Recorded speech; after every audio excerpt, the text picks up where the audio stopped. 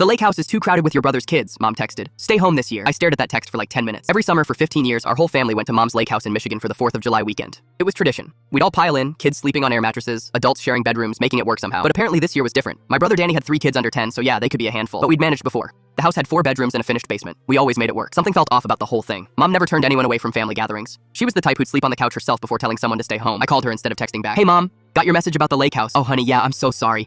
Danny's bringing all 3 kids this year, plus Emma's bringing her new boyfriend. It's just going to be too much. Emma was my sister. Since when did her new boyfriend take priority over me? Mom, I could sleep on the couch or in the basement, I don't mind. No, you just enjoy a quiet weekend at home. We'll send pictures. She hung up pretty quickly after that. Mom never rushed off the phone with me. We usually talked for at least 20 minutes about work, weather, whatever. That Friday afternoon, I was feeling sorry for myself, scrolling through social media while everyone else was probably already at the lake. That's when I saw Emma's Instagram story. She was at some restaurant in downtown Chicago with her boyfriend. The location tag said, The Purple Pig, with a timestamp from 2 hours ago. Wait, if Emma was in Chicago, why couldn't I come to the lake house? I called Danny. Hey man, how's the lake house? Kids loving the water? What? Dude, we're at home. Katie had to work this weekend, so we couldn't make it. Maybe next year. My blood went cold. Danny wasn't at the lake house either. Oh, okay. I thought Mom said you guys were the reason I couldn't come this year. That's weird.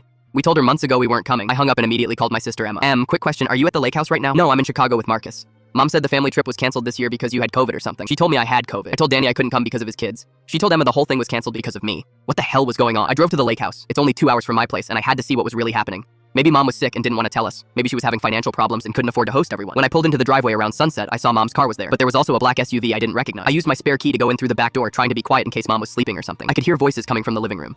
Mom's voice and a man's voice I'd never heard before. The kids don't know yet, Mom was saying. I wanted to tell them this weekend, but then I realized how complicated it would be with everyone here. Helen, you can't keep putting this off, the man said. We've been together for 8 months. Your children are adults. They can handle you being happy. My mom was dating someone. That's why she didn't want us at the lake house. I stood in the kitchen, not sure what to do. Part of me wanted to walk in and introduce myself. Part of me wanted to sneak back out and pretend I never came. I know, Robert. It's just that their father has been gone for 3 years, and I didn't expect to feel this way about anyone again. Robert. My mom was seeing someone named Robert, and she was so worried about our reactions that she lied to all of us to keep us away. That's when it hit me how stupid this whole situation was. Mom had been alone since Dad died. We all lived in different states. She spent most holidays by herself unless we came to visit. And here she was, feeling guilty about finding someone who made her happy. I walked into the living room. Hey, Mom. She literally jumped off the couch like I'd caught her robbing a bank. Michael! What are you doing here? I told you not to come. Yeah, about that. Emma's in Chicago, Danny's at home with the kids, and you told each of us different stories about why we couldn't come. Mom's face went bright red. The man, Robert, stood up and extended his hand. You must be Michael. I've heard wonderful things about you. I'm Robert. He seemed nice. Normal. Maybe mid-60s, wearing a polo shirt and jeans. He had kind eyes and a firm handshake. Mom, why didn't you just tell us you were seeing someone? She sat back down, looking embarrassed. I didn't know how you'd react. Your father was everything to me. I felt guilty even thinking about dating again. Mom, Dad's been gone for 3 years. We want you to be happy. She started crying then. Happy tears, I think. I was so scared you kids would think I was replacing your father. Robert put his arm around her, which seemed natural, not forced. Helen, why don't you call the other kids? Tell them the truth. Maybe they can still drive up tomorrow. I ended up spending the best 4th of July weekend we'd had in years at that lake house. Emma drove up from Chicago with Marcus, who turned out to be hilarious. Danny brought his family up on Saturday. Robert fit right in.